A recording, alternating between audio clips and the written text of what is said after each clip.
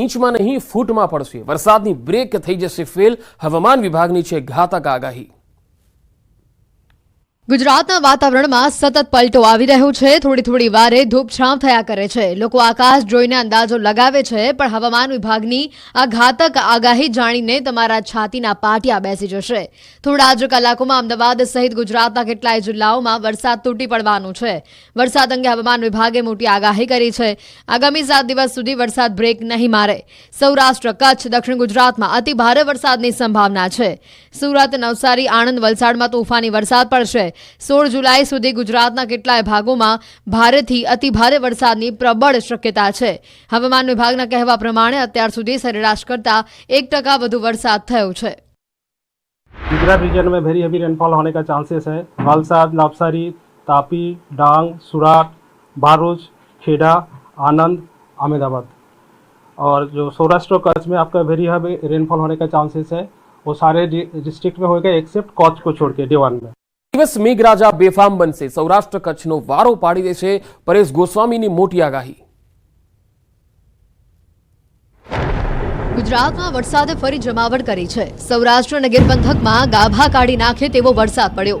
હવામાન વિભાગે તો 7 દિવસ સાર્વત્રિક વરસાદની આગાહી કરી છે અને એમાં પણ 2 દિવસ તો મેઘરાજા બેફામ બનીને ત્રાટકશે। તોફાની વરસાદની આગાહી હવામાન નિષ્ણાંત પરેશ ગોસ્વામીએ કરી છે। પરેશ ગોસ્વામીના મતે આગામી 2 દિવસ સુધી તોડી નાખે તેવો વરસાદ પડશે। 1-2 ઇંચ નહીં પરંતુ 8-8 ઇંચ સુધીનો વરસાદ ખાબકશે। નદીઓ ગાંડી તૂર બનશે, ડેમો છલકાશે, ખેતરોમાં તારાજી સર્જાશે। ખાસ કરીને ફરી એકવાર સૌરાષ્ટ્રનો વારો કાઢી નાખશે આ વરસાદ। સૌરાષ્ટ્રના મોટાભાગના વિસ્તારોમાં ભારેથી અતિભારે વરસાદ પડશે। રાજકોટ, સુરેન્દ્રનગર, મોરબી, કચ્છમાં વરસાદ માઝા મૂકશે તો પૂર્વ ગુજરાતના ભાગોમાં ભારે વરસાદની આગાહી છે।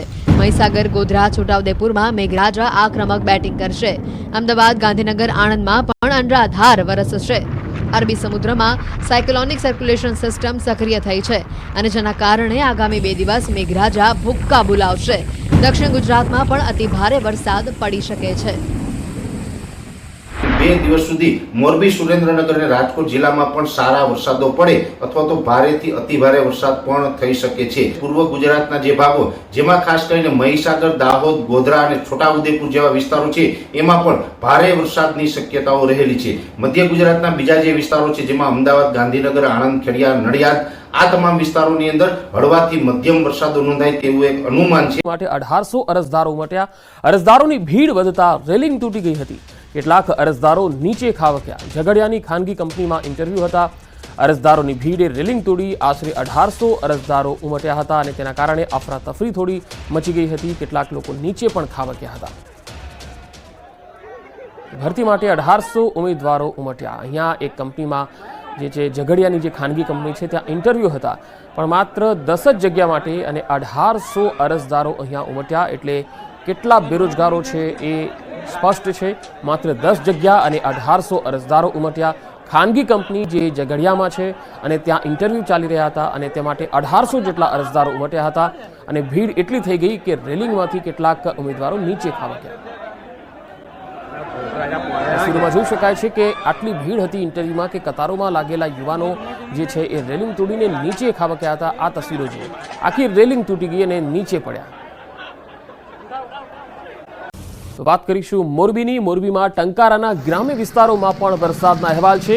નેસડા સુરજી ગામે કોઝવે પર ધસમસતા પાણીના પ્રવાહમાં એક બાઇક તણાઈ ગયું હતું। તસવીરમાં જોઈ શકાય છે બાઇક સવાર બંને યુવકોનો બચાવ કરી લેવામાં આવ્યો છે। સાવડી ગામે 2 લોકો પાણીના વહેણ વચ્ચે ફસાયા હતા। ગ્રામજનોએ બંનેને હેમખેમ બહાર કાઢ્યા છે। નેસડા સુરજી ગામે કોઝવે પર ધસમસતા પાણી વહેતા થયા હતા અને પાણીના પ્રવાહમાં આ બાઇક તણાયું।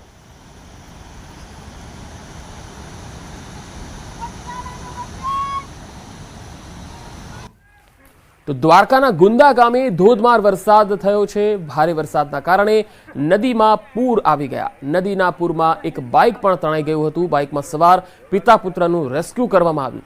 આ તસવીર છે ગુંદા ચાંદવડ ગામના રસ્તાઓની, જ્યાં પૂરના પાણી ફરી વળ્યા છે। લોકો જોખમી રીતે રસ્તો પસાર કરતા જોઈ શકાય છે।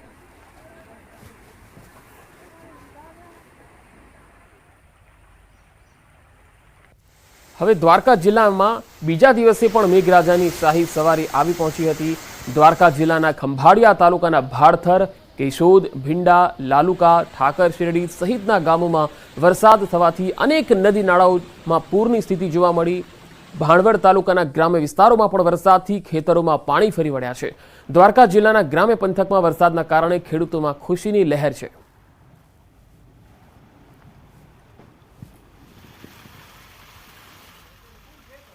તો દ્વારકા જિલ્લાના લાલુકા ગામે ધોધમાર વરસાદથી નદી નાળાઓમાં પૂરની સ્થિતિ જોવા મળી. લાલુકા ગામે બપોર બાદ મેઘરાજાની તોફાની બેટિંગ રહી. ભાણવડ તાલુકાના રેટાકલાવડ અને જામપર, ગુંદા, રોજીવાડા, ચાંદવડ સહિતના આસપાસના તમામ ગામોમાં 1 થી લઈને 1.5 ઇંચ જેટલો વરસાદ થયો છે, જેથી ખેતરોમાં પાણી વહેતા થયા છે. લાલુકા ગામે ધોધમાર વરસાદ થયો. આસપાસના અનેક ગામોમાં ખેતરોમાં પાણી ફરી વળ્યા છે. તસવીરોમાં જોઈ શકાય છે કે લાલુકા ગામમાં ઠેર ઠેર પાણી ભરાયેલા છે. લોકો જે ખેડૂતોના ખેતરો છે એ પણ પાણીથી તરબતર થઈ ગયા છે.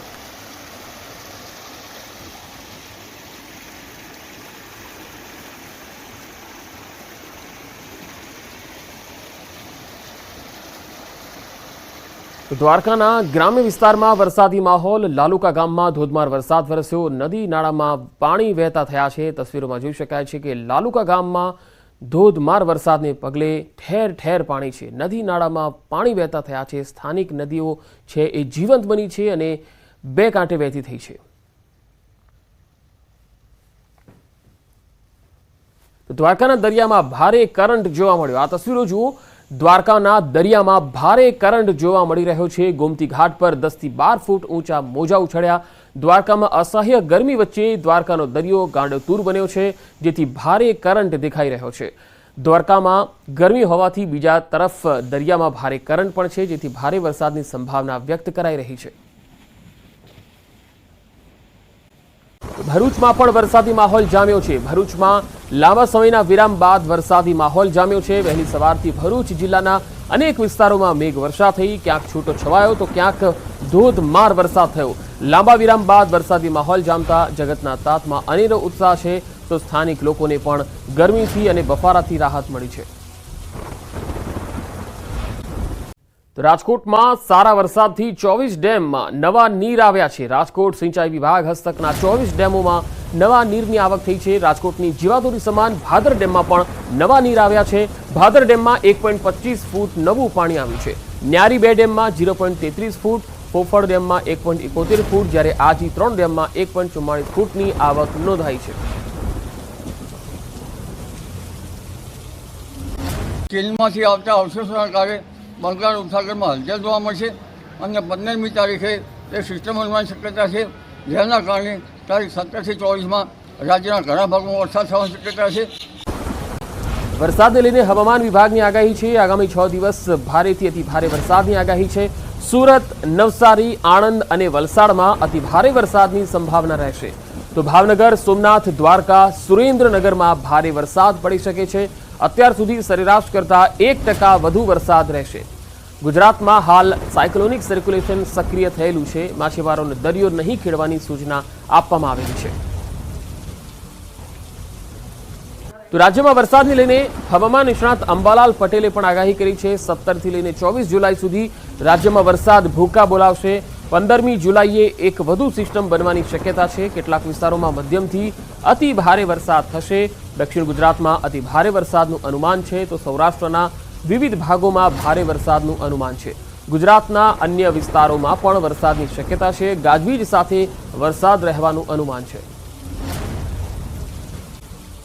24 કલાકમાં 47 તાલુકામાં વરસાદ નોંધાયો છે, જેમાં સૌથી વધારે બોટાદમાં 1.5 ઇંચ જેટલો વરસાદ થયો છે, જ્યારે દસાડામાં 1.6 ઇંચ, ટંકારામાં 1.2 ઇંચ, તો બોડલીમાં 0.5 ઇંચ વરસાદ ખાબક્યો છે.